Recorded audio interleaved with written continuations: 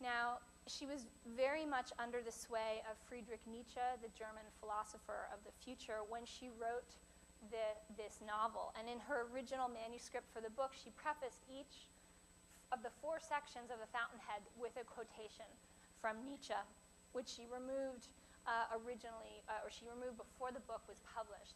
But she really saw herself as working in this sort of philosophical tradition that Nietzsche outlined, creating a new morality that would transcend and overcome the weaknesses of traditional morality. Because that old morality, Christianity, was linked to altruism, to communism, to totalitarianism. Now, The Fountainhead also marks a key moment in the evolution of Rand's thought. The replacement of Christianity as a word or concept by this broader word and concept, altruism. This is why, if you read The Fountainhead, you may not have noticed this aspect of the work, because she talks about something much bigger than religion.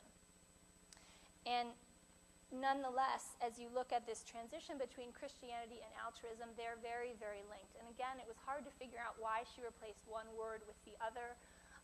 One may be the influence of a friend of hers, Isabel Patterson, who was more philosophically literate, and I think suggested to her that she might want to use a bigger term. But it's really interesting to think about, would this book have been so successful instead of attacking altruism, it attacked Christianity by name. Nonetheless, whatever she called it, it was meant to be a revolutionary statement, a preview of a new system of morality. Now, as you can imagine, this caused tension with those who were genuine religious conservatives. And while Rand had this great impact on the beginnings of the American right in the movement against the New Deal, she was always, from the very beginning, a controversial figure. Even those who shared her views on government and the dangers of the state had trouble with her atheism. And this really comes out in a long-running feud she had with William F. Buckley, the most famous conservative of her day, probably of ours. And Rand met Buckley in the mid-50s. She was famous. He was just becoming well-known. They met at a cocktail party in New York City, and her opening line to him was, "Mr. Buckley, you are far too intelligent to believe in God." Now, or as Buckley remembered it, she had a thick Russian accent, "Gott."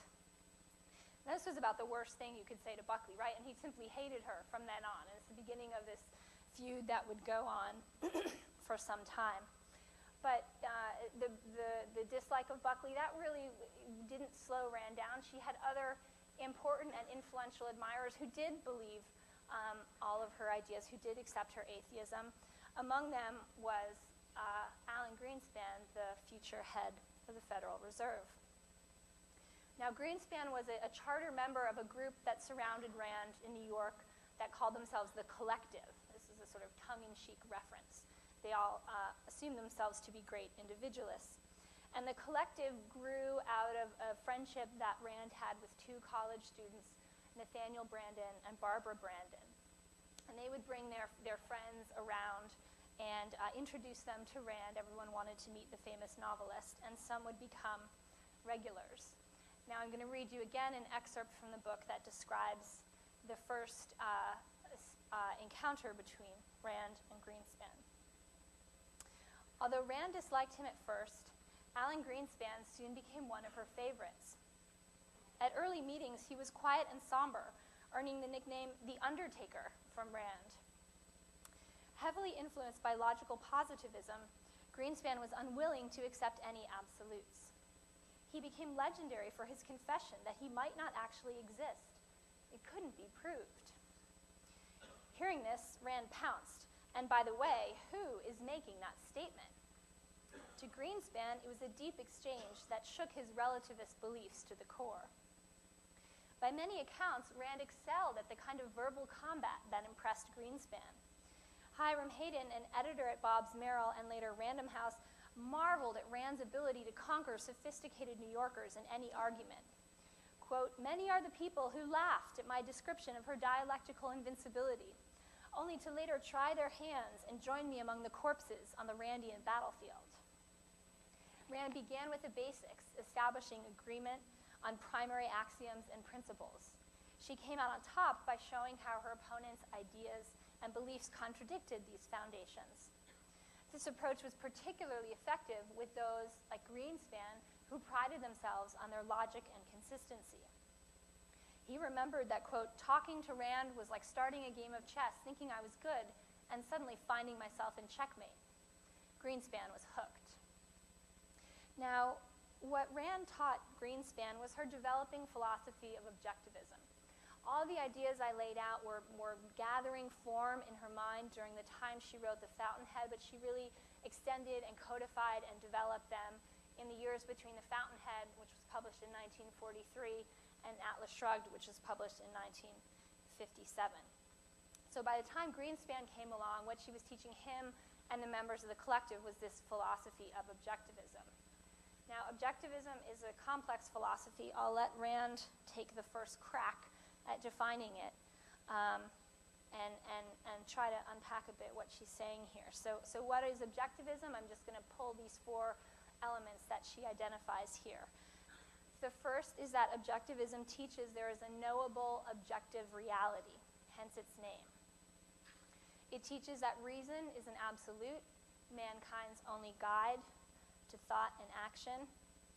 It proposes selfishness as a virtue, and it argues that laissez-faire capitalism is the most moral social system. So objectivism represents another step down the road from the ideas developed in The Fountainhead, and it's a secular moral system designed to address all aspects of life. I can't do it justice here. If you're interested, it's best to go to the source. But all of these ideas were articulated and interwoven into her third novel, Atlas Shrugged, which was published in 1957. Now, Atlas Shrugged tells the story of America collapsing under a socialist government. It focuses on her heroes, independent men and women who live by her philosophy. And through the drama, Rand demonstrates the objectivist philosophy in action. Now, it's also kind of a capitalist fable. The primary heroes of the book are businessmen and businesswomen. Most of the evildoers are politicians or their allies, perhaps corrupt businessmen who sold out to them for political and financial gain. Now, like all authors, Rand had high hopes for her book. It was her magnum opus. She had poured her heart and soul into it. And these hopes, high as they were destined to be cruelly dashed by some incredibly negative reviews. Is it a novel? Is it a nightmare? Asked Time magazine. Saturday Review said it was shot through with hatred. But by far the worst review, which quickly became notorious in the annals of American letters as the ultimate poison pen review, was written by Whittaker Chambers in National Review. Chambers had shot to fame as an ex-communist spy who exposed the workings of the communist spy system in the 1930s and 40s in the American government. He'd hit the bestseller list with Witness, a book describing his secret life as a spy and his repentance. And now he wrote a review of Rand's Atlas Shrugged entitled, Big Sister is Watching You. Now, Chambers grasped immediately the irreligious implications of Rand's thought. And he was deeply troubled that Rand saw atheism and the promotion of selfishness as fundamental to capitalism. He had recovered from communism by embracing religion, and he felt this was the necessary part of any society and a necessary part of defeating the Soviet menace. And he thought that without religion, capitalism would lead to totalitarianism just as sure as did socialism. So he slammed Atlas Shrugged as dictatorial, arrogant, even fascist. And he wrote that the book's ultimate message was, quote, to a gas chamber, go. So conservatives like Buckley and Chambers were pro-capitalist, just like Rand, but they thought Rand took her endorsement and belief in capitalism too far. They feared that Rand would create a kind of godless capitalism that might turn out to be even worse than godless communism. Because to Chambers and other conservatives, communism was essentially atheism. Therefore, it had to be fought with its opposite.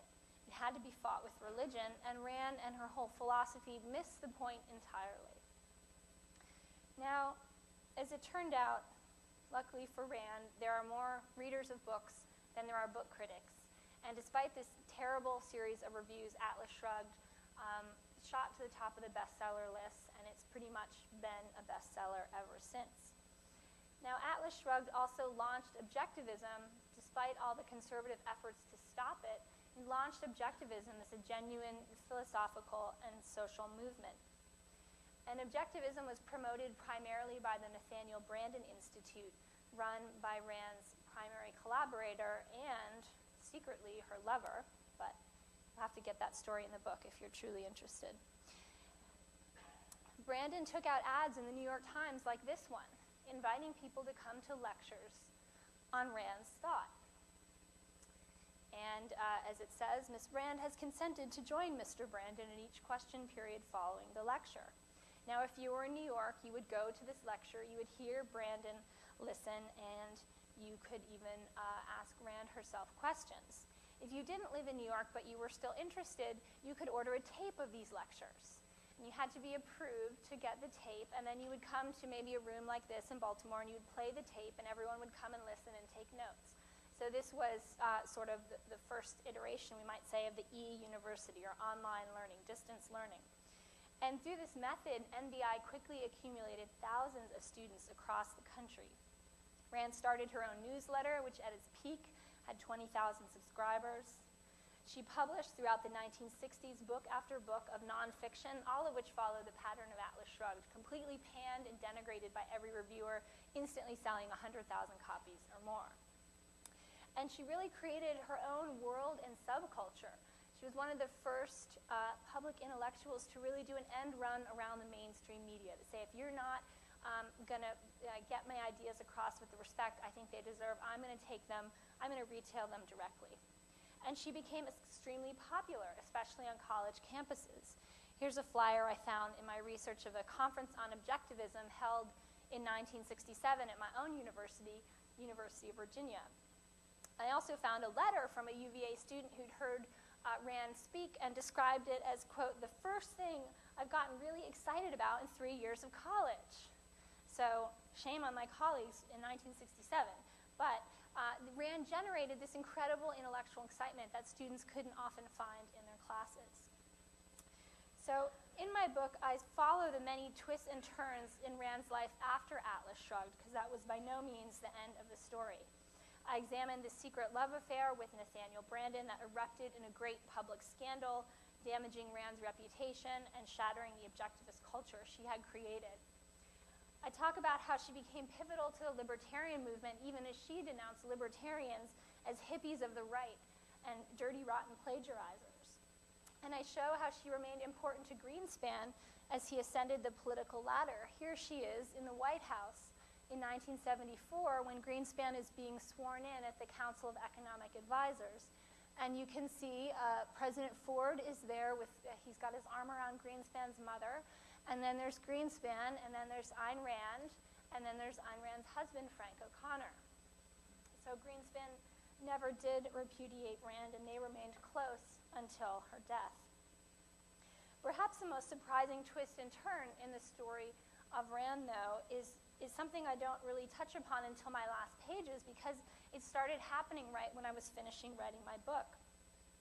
In 2009, the year my book was published, Atlas Shrugged broke all previous sales records.